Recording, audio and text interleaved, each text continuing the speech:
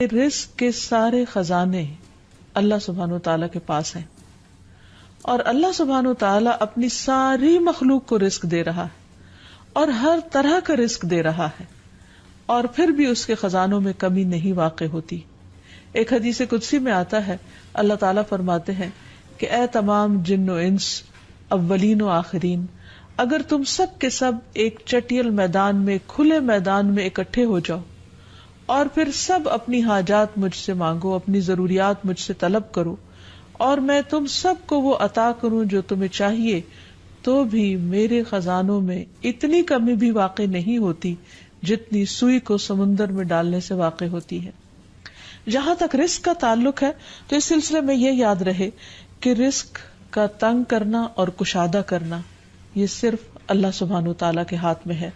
وہ جس کو چاہتا ہے زیادہ دیتا ہے، جس کو چاہتا ہے کم دیتا ہے. قرآن مجید میں اللہ تعالیٰ فرماتے ہیں واللہ یرزق من یشاء بغیر حساب، اللہ جس کو چاہتا ہے بے حساب رزق عطا کرتا ہے. اور پھر اگر وہ کسی کو زیادہ نہیں دیتا، اس پر رزق تنگ کر دیتا ہے، تو بھی اس میں اس کی اپنی حکمت اور مصلحت کار فرما ہوتی ہے.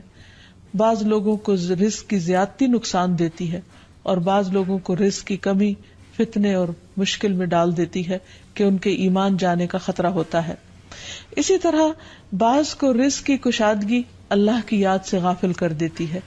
یعنی انسان مختلف مزاج کے ہوتے ہیں، تو اللہ تعالیٰ چونکہ بندوں پر مہربان ہے، وہ جانتا ہے کہ کس بندے کے ساتھ اسے کیسا معاملہ کرنا ہے، کسے زیادہ دینا ہے اور کسے کم دینا ہے. اس لیے ہمارے معاملے میں اللہ تعالیٰ کا جو بھی فیصلہ ہو اسے بخوشی قبول کر لینا چاہیے، اور اس کے ساتھ ساتھ اس سے اچھی امید رکھنی چاہیے. رزق کے سلسلے میں یہ بات بھی یاد رہے کہ اگر کبھی رزق میں تنگی ہو رہی ہو تو ہو سکتا ہے کہ اس تنگی پر صبر کرنے کی وجہ سے انسان کے اتنے درجات بلند ہو جائیں کہ بہت بڑی بڑی نیکیاں بھی اس کے مقابلے میں ہیچ ہوں. پھر اسی طرح بعض اوقات انسان کے لیے ناشکری رزق کی تنگی کا ذریعہ بن جاتی ہے، تو اس سے بھی انسان کو پرہیز کرنا چاہیے. خواہ انسان کے پاس تھوڑا ہی ہو تو بھی اس پر اللہ تعالیٰ کا شکر ادا کرنا چاہیے، کیونکہ اللہ تعالیٰ کا وعدہ ہے لَإِن شَكَرْتُمْ لَأَزِيدَنَّكُمْ،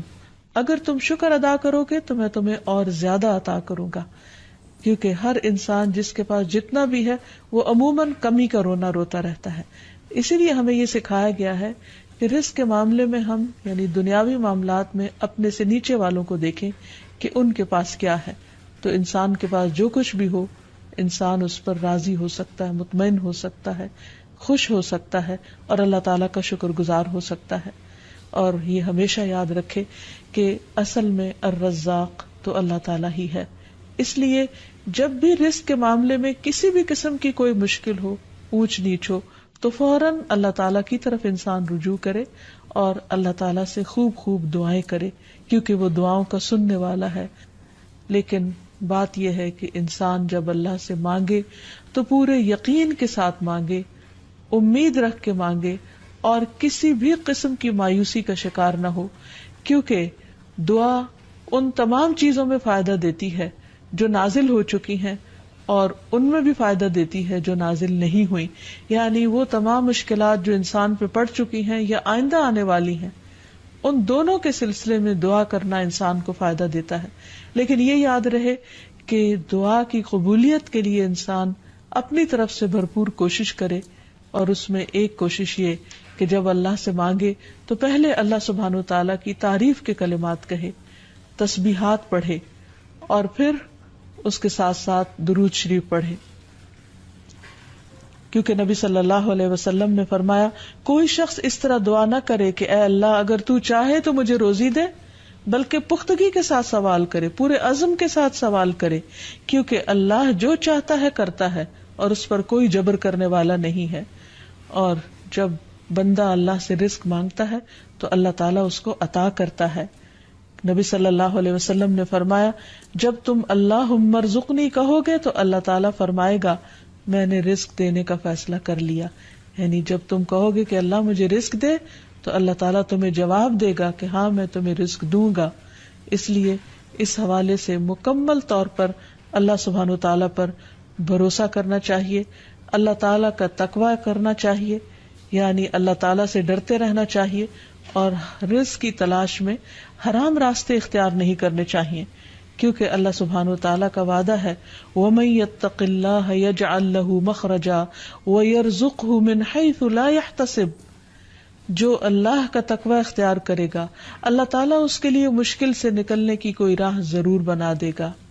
اور اس کو وہاں سے رزق عطا کرے گا جہاں سے وہ سوچتا بھی نہیں ہوگا، یعنی اس کا وہم و گمان بھی نہیں ہوگا، اس کا خیال بھی نہیں ہوگا۔ اللہ تعالیٰ غیب سے ایسے اسباب پیدا کر دے گا جن کے بارے میں انسان نے کبھی سوچا نہ ہوگا، لیکن شرط یہ ہے کہ جب انسان کے اوپر آزمائش کا وقت ہو تو اس وقت وہ اللہ تعالیٰ سے حلال ہی کو طلب کرتا رہے اور پریشان ہو کر حرام راستے اختیار نہ کرے۔ اللہ تعالیٰ کا وعدہ ہے کہ اگر کوئی اللہ سے ڈرتا ہے، اللہ کی اطاعت کرتا ہے، اللہ کی نافرمانی سے بچتا ہے، تو پھر ایسی صورت میں اللہ تعالیٰ اس پر آزمائش کے ختم ہونے کے بعد آسمان و زمین سے برکتوں کے دروازے کھول دے گا۔ پھر یہ کہ انسان کو اللہ کی تقسیم پر راضی رہنا چاہیے، اگر اپنے سے زیادہ کسی کو ملا ہے تو اس پر حسد نہیں کرنا چاہیے، اور اگر اپنے سے کم کسی کے پاس ہے تو اس کے اوپر اس کو حقیر نہیں سمجھنا چاہیے، بلکہ انسان کی قدر کرنی چاہیے، اور ہمیشہ یہ سوچنا چاہیے کہ اس کو مجھ سے زیادہ دینے والے کو بھی دینے والا رب ہے، مجھے بھی میرے رب نے ہی دیا ہے، اور جس کے پاس کم ہے اس کا بھی مالک وہی ہے۔ اور یہ بھی انسان یاد رکھے کہ انسان جب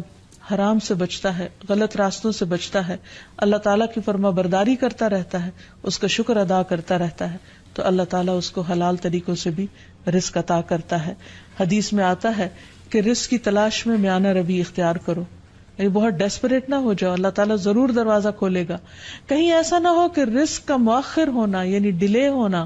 تمہیں اس بات پر اکسا دے کہ تم اللہ تعالیٰ کی نافرمانیاں کرنے لگو، یعنی نافرمانی کے ذریعے اس کا رزق تلاش کرو۔ یاد رکھو جو کچھ اللہ تعالیٰ کے پاس ہے وہ اس کی اطاعت سے ہی حاصل کیا جا سکتا ہے، اور اس سلسلے میں خصوصی طور پر استغفار بہت کارآمد ہے کہ انسان اپنے گناہوں کی معافی مانگتے ہوئے اللہ تعالیٰ سے رزق کے لیے دعا کرے، پھر اسی طرح رشتہ داروں کے ساتھ اچھا سلوک کرے، کیونکہ نبی صلی اللہ علیہ وسلم نے خاص طور پر یہ بات فرمائی ہے کہ جو شخص یہ چاہتا ہے کہ اس کی عمر دراز ہو اور اس کے رزق میں وسعت ہو تو اسے چاہیے کہ وہ صلہ رحمی کرے، یعنی اپنے رشتہ داروں کے ساتھ اچھا سلوک کرے۔ پھر انسان ہمیشہ یہ یاد رکھے کہ مال دینے سے بڑھتا ہے،